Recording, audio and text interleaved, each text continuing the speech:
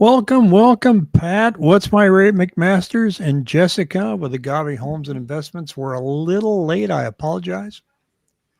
No Off by problem. about 2 minutes, but I know it probably isn't affecting our millions and millions of viewers, so we'll go with that.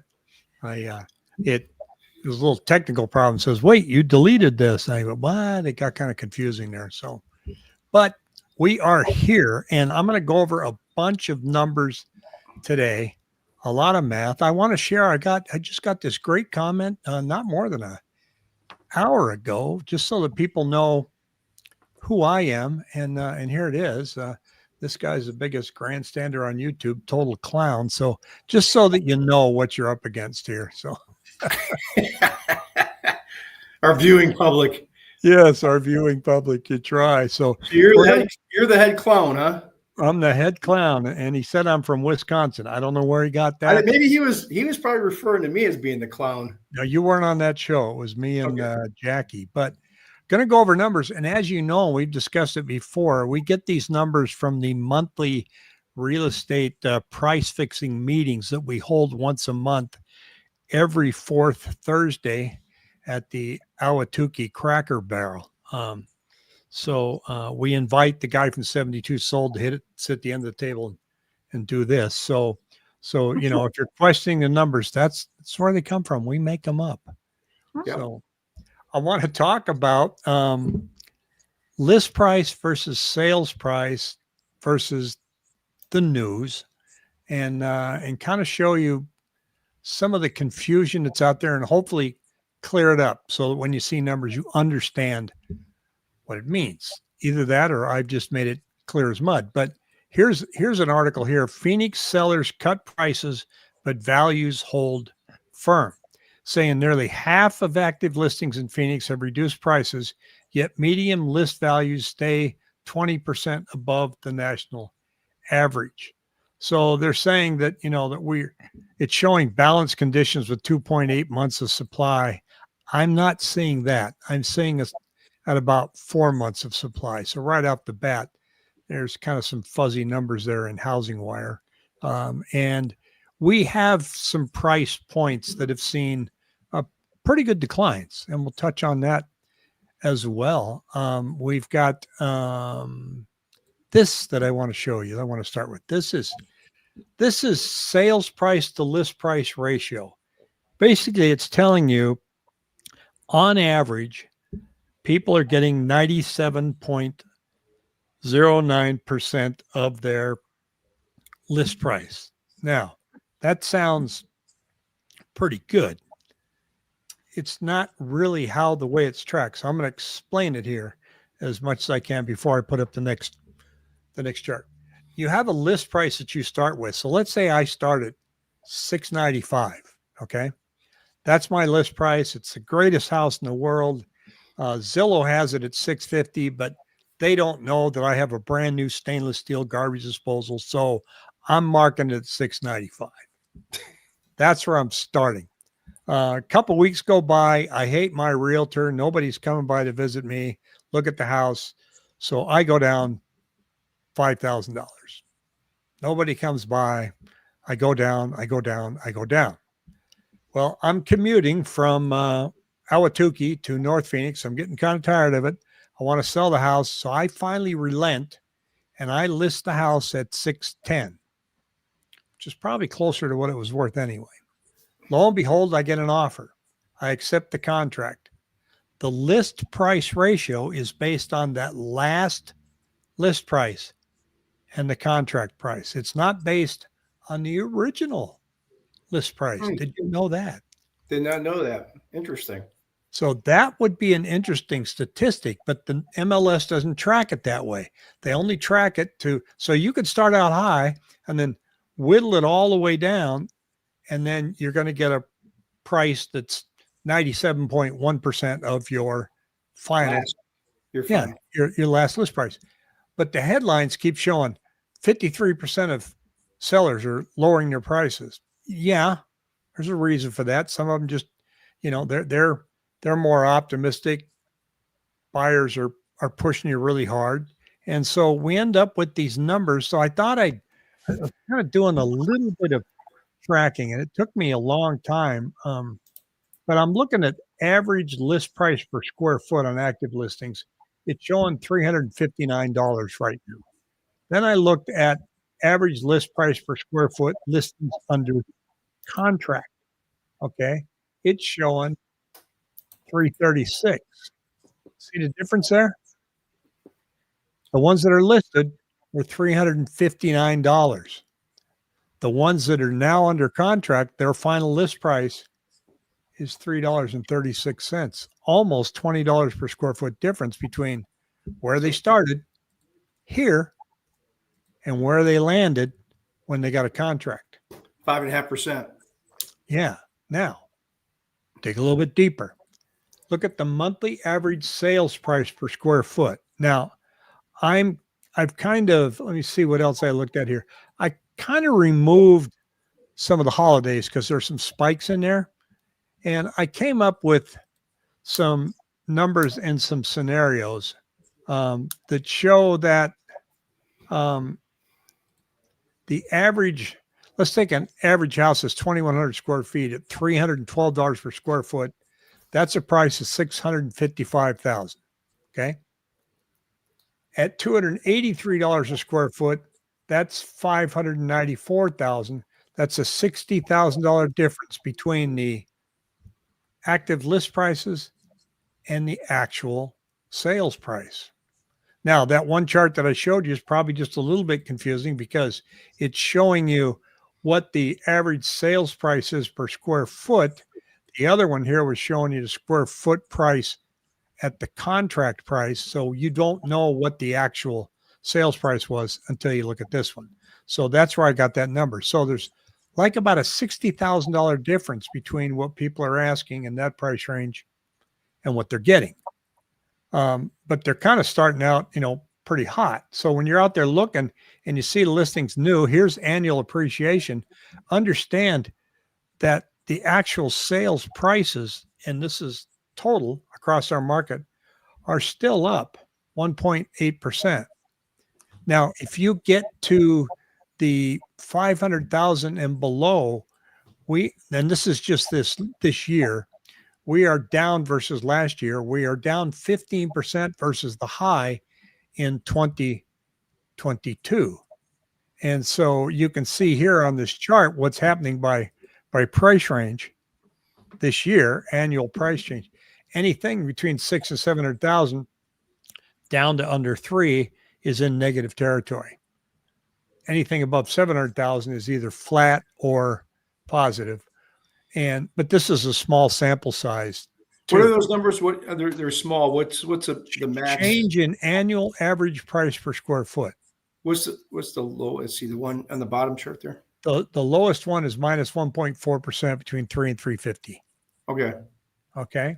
Now, I did some kind of weird digging here. I want to make sure I find the right chart because I had a great comment from one of our subscribers, and I want to make sure I'm getting the right chart up here because, and I may have gotten rid of it, but doggone it, he talked and said, "Look, here's how I view the market. I look at 2019 prices, and if we didn't have this big spike up, okay, and I just look at the annual appreciation of 4% per year, we wouldn't be where we're at today. In other words, that's the price that I would probably offer somebody." So I did that, and I said, okay, right now, I'm looking at a house price of, I'm going to say, $151,000. This is below $500,000, $151 a square foot. And so I come up with a price of $158,000, which if you just went up 5% a year, which actually, Pat, that's kind of aggressive, we'd be at $202,000 for that price. Now, we'd be $202 per square foot. Excuse me. Where we're at today is $222 per square foot. We're not that far off from that math playing out. If you look at the chart in that price range. Somebody's asking if that's Larry Bird. Talking about me? Must be. I don't. Well, I'm too short for that to happen. So it was interesting. Oh, here I found the chart. Good. Now it's spinning on me. Let's hope it doesn't go away. Okay, so see how it spiked up here, and now it's down to like 292. I'm going to filter out the high prices. This is the fun part about being live here. So I'm going to filter this out. You could do this, right, Pat? yeah. I'm going to go below 500,000 and we'll look, and this is just a price per square foot. Now, we peaked at 253 and right now we're at 235. So if we were to stay along this trend line right here before things go nuts, puts us about, come on, you can do it, puts us about right there. Yeah. Which is about another $20 per square foot if that holds. Now, during that time period, we don't know how long it'll take to get there, if we're going to get there. It's certainly I got to never mind. Oh, come on, explain it.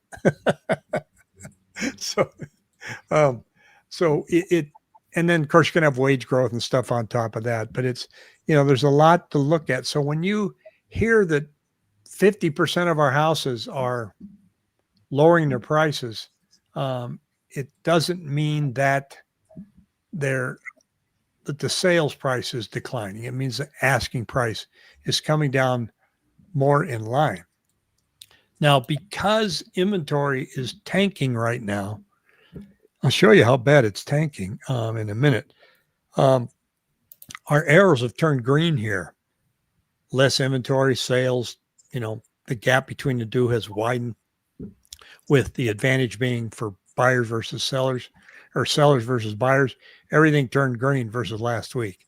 That's not going to stay there long. About 2 more weeks, they're going to start turning red again. But Fountain Hills and Chandler lead the charge. I've got this in my newsletter, comes out every Monday morning. The link's down below. You'll get this chart and you'll get the commentary. But that's what's going on with that chart. And I think one of the things that it shows is just how slow the Thanksgiving holiday is this year. And I'm going to pull up and show you that, my little 7-day moving average. Here it comes. Going back to that chart, though, that you had as far as people spiking, that's one thing that Tina Tambora's talked about the last couple of months, is that if you really take out the spike, and she kind of extrapolates down, where we should be. She goes, we're not, if you took that chart up, she says, we're not that far. She's pointed that out several times the last 6 months or so. Yeah, it's, you got to remove that big peak, and we have come down from that. Look at this. The yellow mass is the number of new listings. The black line is number of new contracts. Nobody bought a home last week. Nobody listed a home last week. So the listings are kind of starting to climb, but this gap between the number of sales, number of new listings is going to be pretty large. You could see that it's contract ratio of 160%. It's not going to hang in there long enough to affect pricing. But it is telling you, if you're a seller, keep your house on the market. You got nothing to gain by delisting it. Yeah. Because you're getting less and less competition. Now, the flip side, as a buyer right now, and Jessica was talking about that today, there's not a lot to pick from like there was just about a month ago, right? Right.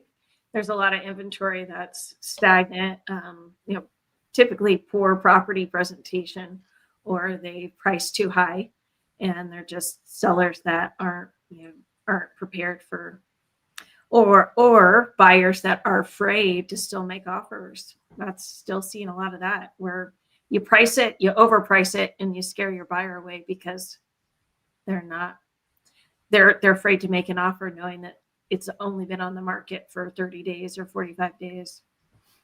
Yeah, I think a lot of buyers right now are really not even interested in writing an offer until it's been on the market at least 60 days.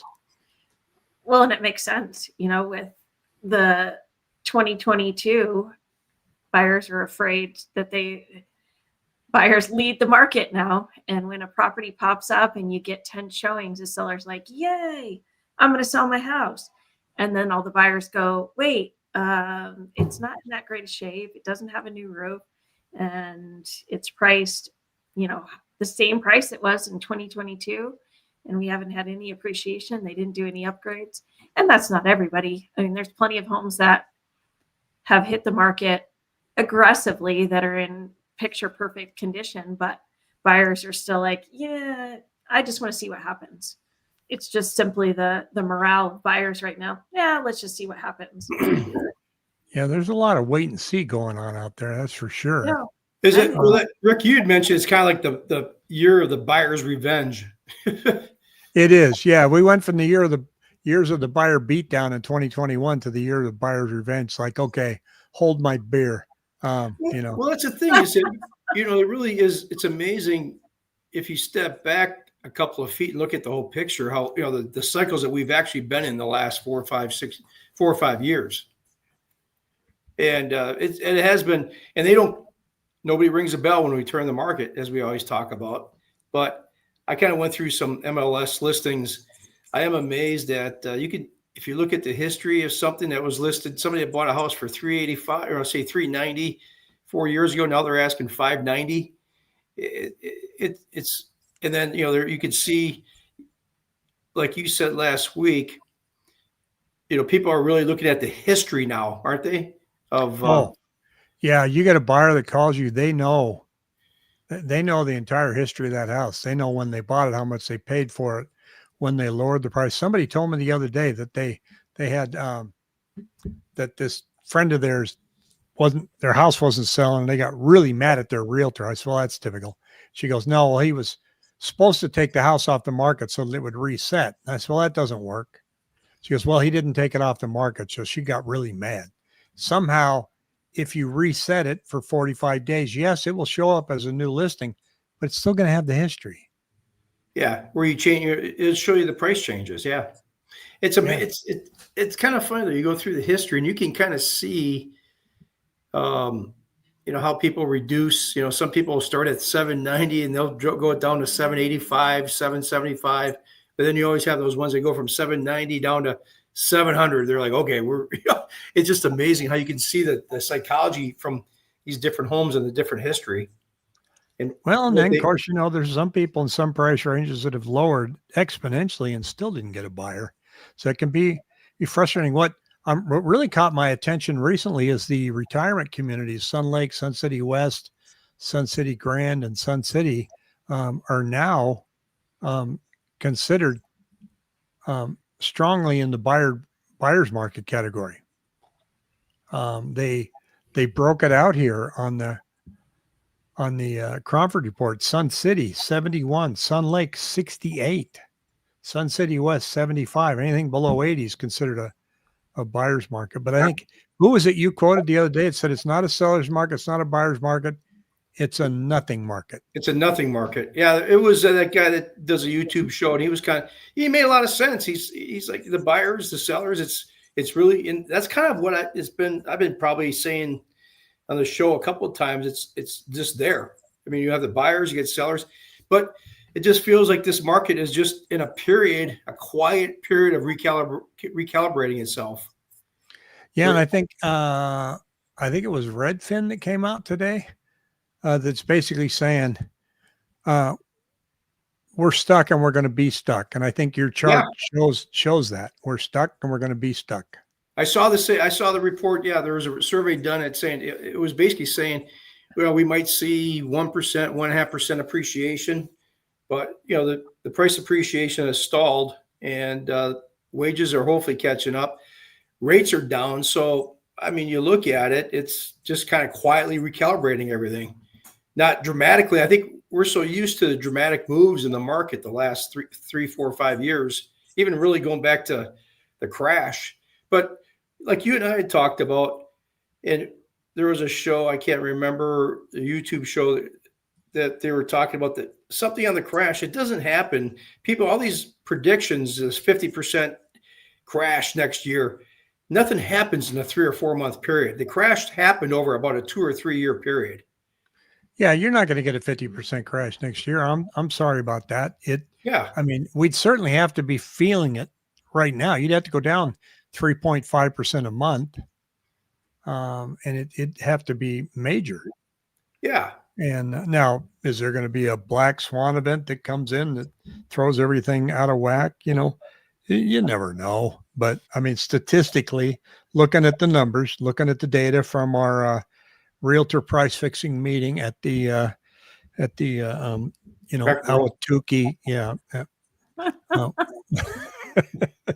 I thought you moved your not meeting Golden around. Corral. I thought you moved your meeting around so nobody could find you. Sometimes we go to the Golden Corral in Gilbert. Okay. So, Yeah. we don't want to be found out. So, but no, it's just, I just don't see it. I don't see it happen. Now, you were sharing just a while ago, if you could put that other chart up, Pat, what's my rate? That's why we call you Pat. What's my rate, McMasters? Yeah. No That was a kidding. goat. Yeah. Here, I'll wait till you get it up there and then I'll put it. So, Well, yeah. I mean, right now, I just talk about, obviously, here we go. When people call me just to talk about financing for a couple of minutes here, obviously I can quote rate, but as you and I talked about, if somebody, just to go back, give people a little PSA, if you are looking to buy a home, you want to get we've talked about this on several shows the last couple of years, but you want to start checking into your credit. If you don't know what it is, or, some people do they're dialed in, say, hey, I'm an 800 FICO score. But if you're in the 720, 730, 710, 740 mark, I mean, if you can start looking 12 months before, because there's things you can do in your credit that will help. And what people don't realize is that credit score impacts not just your rate. That totally is understandable. But there's one thing that people have, it's not been mentioned too many times, but it affects your PMI. So I'm going to pull this up. This is a chart, 780 FICO score right here. I think this is, let me see. No, this is 720. This is 720 FICO score. So at 720, this is a random $475,000 purchase, 5% down. Your rate is 6.5% with a cost of $564 at 720. Now, if you had a 780, and this is where, people say, because it does matter. There's different tranches. There's 700 to 720, 720 to 740, 740 to 760, 760 to 780. Anytime you're over 760, it's okay, but sometimes you get a little bump at 800. But you look at that score at 780, let's see what, at 6.25 would be 1,600, and that's with at 780, your rate would be 6.25, would be a cost of 1,600. But to get 6.25, if you're a 720, you're looking at $4,400. So basically, let's just call it about a $3,000 difference. But what people have to also figure in, as 720 FICO score right here, this little number right here is your PMI, monthly PMI, $248 at 720. But if you're 780, your mortgage insurance goes from $240 down to $143 a month. So it's basically about $100 a month. So the difference between the payment of $180 to $100 plus the PMI, you're looking at a difference of about $200, a difference of a 720 versus 780. So that's one thing people have to realize, is that your credit score not only affects your rate, but if you're putting less than 20% down, your PMI will be pretty dramatic. Yeah. Could be $100, $150 a month difference. Well, and I think the important part is when, especially a lot of younger buyers getting ready to buy a house, they're thinking like 2 months out. So they call you and say, what's my rate? And if you're even thinking of buying a house in 2026, there's nothing wrong with making a call now and saying, can you do a soft poll and then let me know what kind of steps I can take to improve my credit score, so that you can save money on that PMI and you can get a lower rate, because you can save a lot of money if you're proactive. Yeah. We save money on the upfront rate. Getting the upfront rate could cost you, like I said, anywhere, because those are what they call loan level pricing adjustments, credit score, type of, property. That's why we always joke about what's your rate, because that's, your property, your credit score, your loan to value, what kind of, how much money you're putting down, everything goes into that rate.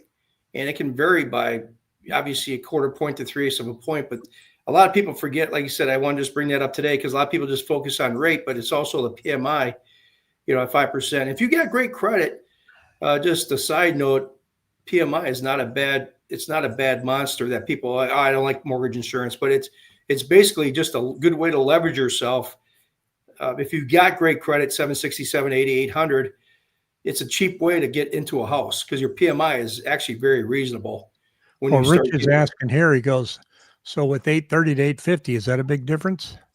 No. I mean, 780 is where it moves the bar, but after that, it just kind of tamps. Yeah, I mean, I can run. I mean, it's not going to be, I think they probably run it to 760, 780. I mean, I can see if this would make a difference, but 800. But it typically, 760, 780 is where, you're going to run into the best PMI rates. So it's just something for people, we, on this show, we try to give little tips here and there, but once again, 2-3 months ahead of time, I just ran 800. It's the same MI at 780 versus 800, but you want to start checking that stuff because really the biggest thing you can have an impact is if you're doing something 5, 6, 7, 8 months prior to you pulling your credit, because pay down your balances, let it season. The biggest impact you can have on your credit is if you got a credit card that you got a $10,000 limit and you're up against that limit, pay it down to $2,000 or $3,000. Typically that's going to have a 20, 30, 40 point. If you got a couple cards that are up against the limit, if you can take some money and pay those balances down, that's going to have the most direct impact. Well, Jessica, do you find that buyers tend to start shopping for a mortgage a little too late? Absolutely. Not giving themselves enough time? Absolutely. And we've actually, Pat and I, in the last 6 months have ran into that, I want to say 50% of the time, where if we would have pulled credit, looked at income, looked at, the breakdown of what they could potentially do to get just an extra $100 a month, buys them, and it buys them less closing costs too, that they're trying to contribute, drops our purchase price. There's absolutely, I think we're seeing a lot of that right now. I think there's a lot of things that would surprise people that are very simple to do. Yeah. Look, I understand you can pay down the credit card, you can do this, do that, but there's some other moves out there that can make, things like your credit card's due on the 15th, but if you pay it on the 12th, it helps your credit score. Just something as easy as paying it 3 days before the due date, not on the due date. Just little tiny things like that. It's like, oh, I don't have to have more out of pocket to get my credit score lowered. What you need though is time, and at least 90 days. Well, at the minimum, I mean, you're looking at really ideally 6, 7, 8 months. I mean, especially a lot of people that first-time home buyers, they don't have depth of credit to get authorized, get it on their parents' credit maybe, or open up a debit card from a bank that, like from Wells Fargo, or some of these banks have these, you could deposit $500. And once you get the card, it's one thing to get the card, but it's also to use it too. I mean, just don't get the card and don't use it. Use it, buy some gas, whatever, groceries, pay it off, get some utility out of it for the next 6, 7, 8 months, because that's typically what I'll run into is the credit depth, not having any credit. Because a lot of people say, I've been paying cash for everything. That's even worse than having bad credit, is being a credit ghost. So you want to have at least 2 or 3 good lines, and don't open up JCPenney or Target credit cards. Those are not good. Not good. So that's is that a Clinton impersonation? Is that not good? Well, now it's a George Bush. Not good. It's not good. Not gonna do it. Not gonna do it. But Barbara in the White House, sometimes you got to jiggle the handle. But there's, like you said, that's the biggest thing. And I think, once again, to repeat it again, if you're thinking about buying a house in the next 12 months, that's something to get dialed in on. So I got a question here. What question? Zero car loan, 15. Rich, if you're going conventional, basically if it's 10 months or less for the payoff, conventional disregards that payment. Does that help? 825, 830, and 850 is probably one of the, I don't think I've ever crossed somebody that's got those scores. I've seen 815, 820, but 825, 830, 850, you're Yeah. in the top 1.5%. You're a flipping rock star. Yeah. Yep. Yeah. I was just telling Hillary the other day, I wish I had those credit scores. Hey, if you haven't got your zip code report yet, use the link below the QR code. Here's what they look like, folks. It gives you all this detail, your rental rate trends and investments. Now, I had a guy request this morning, and he just sent me, he wanted to know all kinds of different rental statistics for 3 different zip codes. And I was able to pull that together and send it to him. I actually put it in the link in YouTube for him. I said, let me know if this helps. And it pulled out a lot of information. There's an AI program I used mostly to take Cromford market data and format it in an easier to read format. And so anything that you want to know in the market, whether you're an investor or you want to look at buying a second home, vacation home, certain part of the valley, drilling down to a community, looking at over 55 or just your zip code. Because like if you look at Sun Lakes and you look at zip code, it's 85048. That also includes Ocotillo. So that throws things off. So you're going to want to do not a zip code report, but a separate report just on the community. And so that's important when you really want to look at, because everything is everything's local. Yeah. At the impersonations. Yeah, we try to have fun. We try to have a little humor. Hey, Rich in Phoenix, yeah, that would probably to pay it out down to 8 payments. Yeah, 10 payments or less basically would allow you to just disregard that car payment. So they used to have a radio show in Seattle when I drove a bread truck, and it was called The Yoke's on You. And you had to phone in and either tell the best joke or do the best impression. And then you could win a omelet pan because it was sponsored by an egg company. And I'm driving along in my bread truck, this before cell phones, and I hear them announce, call in, third caller, whatever. And I called in and did Mr. Magoo, and I won a omelet pan. So you still have it. I claimed the fame in Seattle. One other question: if you have large balances in IRAs, cash values of insurance, how does that figure in a conventional loan? Figures in pretty strong. I mean, obviously, Fannie Mae and Freddie Mac, it's kind of, they've thrown the algorithms. One of them likes it's kind of weird. I can't get this always mixed up. One likes really assets and one likes credit score. So they're kind of like the 2 different brothers or sisters that have different qualities. But it's just basically anytime you can you have large balances in accounts, it certainly helps the risk level of the loan. So it's certainly it's going to help them, definitely. Yeah. Well, that's cool. Hey, thanks for that question, Rich. Yeah. I just thought of something. So I have a client who's waiting until 2026 for a revolving credit card to get fixed. And we are running applications for a rental property. And I sent her over the guidelines, and and then talked to the property manager direct. And I said, I know they're kind of platform standard for most property management companies, but 3.5 times the rental rate is what they want for income. He said the minimum credit scores that they're considering now are above 650. And I thought that was pretty interesting information on the rental side of the market. Is this a corporate rental, like a big complex, or is it an individual? It's local. It's a local property management company that's been doing it for 25 years. So on their platform, it's very vague in the sense that make sure you have this, this, and this before you apply. Click the link to apply. And I thought, what renter has 3.5 times a rental rate of 1,800 and has a credit score of 650 that they should be buying? Because if they have 3.5 times, they should just be buying a damn house. Right. Jesus. Well, Yeah, I have my experience has been that they cared less about the credit score and more just simply about your rental history. Because when we went through the great, crash there, nobody had a good credit score, but they did have good rental history.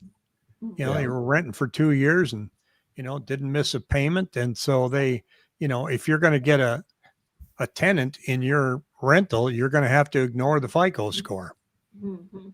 Yep. Another thing too on the credit score side is it affects insurance too. And I know the higher credit score you have, you're going to get better insurance rates. You're going to get insurance, homeowners insurance, as well as mortgage insurance. So all of those factors could end up helping you with an extra $10,000 or $15,000 in purchase price on the property you want or on a home that you want. So it would be important to start sooner than later and get your credit as high as you possibly can. Yeah, it Yeah. certainly solves a lot of problems. Well, and one last thing while we're hitting on credit, what I've seen in the last 10, 15, 20 years is people, what really smacks people right against the forehead is they've got great credit, but then they've got one card that they have a credit limit of $1,000 and they have a $25 payment and they just forget it. Or like, it was just a $25 or $50 a month payment can smack your credit just as much as a $700 or $800 car payment. So, I mean, it's really weird. I mean, I've had credits. I'm like, are you kidding me? There's a $30 payment and you went 30 days late. And I'm like, oh, you gotta be kidding me. But Yeah, I've seen it. I saw one where we're just getting ready to close on this house and the lender was pulling a report. He found a loan that he didn't disclose. It's a car loan. He goes, oh, yeah, it's in my name, but my son makes the payment. But it's still your loan. yeah. It's like, you had to jump through a lot of hoops to get that one. He couldn't understand that. I don't care who makes the payment. It's in your name. And so it was, I'm not saying people are stupid. We just run into surprises way more times. Well, it's something. I mean, if they're not stupid, it's just that the problem is that people don't sit there and wake up every day and think about their damn credit report. I mean, they got other stuff to. They got kids to get to school, and they got grandma that is coming. Whatever. I mean, they don't think about their credit report all the time. But certainly, if you're like you said, if you're looking to buy in the next 12 months, it's certainly a good time to start looking. Can we talk about rates real quick, or just the market? No, we're out of time. Okay. No, I'm just kidding. Yeah, go ahead. No, I mean, I just real quickly. I mean, rates have been pretty much stuck in this range. We were down 15 basis points today, but obviously we've got news coming out tomorrow. Next week we got the Federal Reserve. Next week is going to be an interesting week with rates. I mean, we've got the Fed meeting Tuesday and Wednesday. We get the CPI numbers coming out.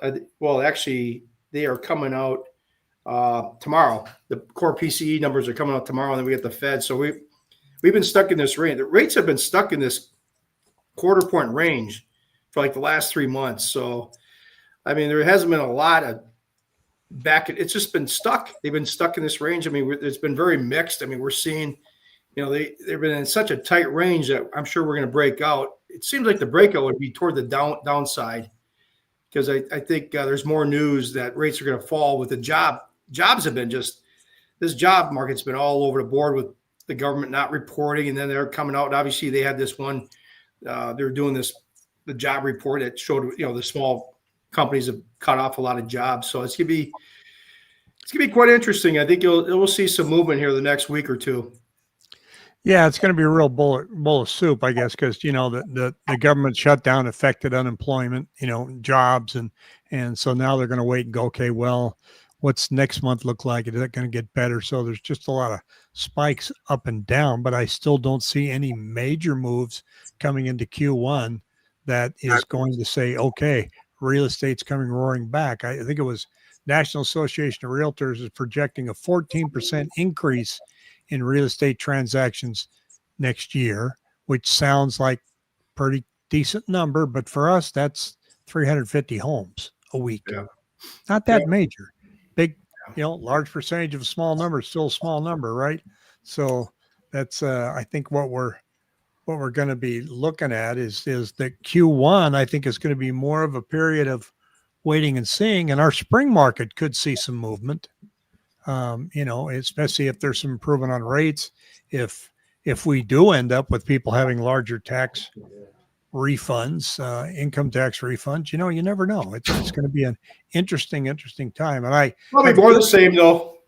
Yeah, it's going to be more of the same. I've got good news for you, Pat, and that is that I thought I was going to be facing some medical procedures that would kick me off here a few times, but that's not going to happen, which means you don't have to learn how to do this. I don't have to send you to live stream boot camp. Yeah, that would have been hell on wheels. Why did you? Yeah, you got that. Why did you click that, you idiot? Get out and give me 20. I would have looked like our first show when we first started about 5 years ago.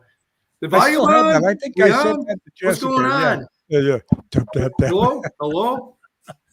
So I don't have to have chemo. I'm not going to have surgery. That was good news to hear. And so I can keep doing this. And so you'll be around for a little bit longer. Good to hear.